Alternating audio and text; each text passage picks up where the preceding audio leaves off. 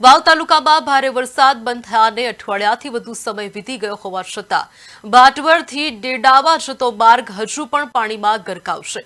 માર્ગ પર ઘૂંટણથી કમર સુધી પાણી ભરાયેલા હોવાથી શાળાએ જતા નાના બાળકો, ખેડૂતો અને ગ્રામજનોને જીવના જોખમે પસાર થવું પડી રહ્યું છે। સ્થાનિકો અને સરપંચ સહિતના આગેવાનોએ તંત્ર સામે ભારે રોષ વ્યક્ત કરીને અકસ્માત કે જાનહાનિ થાય તે પહેલા તાત્કાલિક પાણીનો નિકાલ કરી રસ્તો અવરજવર માટે સુરક્ષિત બનાવવાની માંગ કરી છે।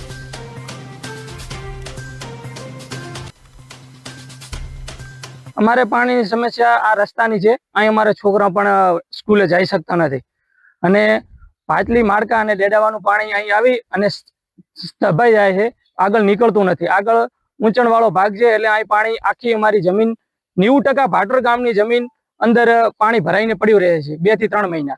એના કારણે અમારી ખેતર આખા ખાર આવી ગયા છે।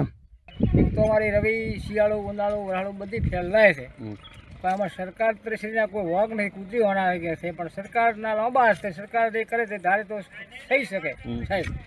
પછી ભાટુર તરીકે ગામની ઉમેદવાર તરીકે ડેલિક તરીકે હું બાલુબા જોરથી વાઘેલા આપને નમ્ર વિનંતી સરકારને કરું છું કે લો આ પાણીનો નિકાલ કરો તો અમારી પબ્લિક અત્યારે સુખી સારા કંઈક રહી શકે। બરાબર, આપણે બીજી વિનંતી શું કરવામાં આવે? સરકારના લાંબા હાથ છે, જે કરે તે મુબારક સાહેબ।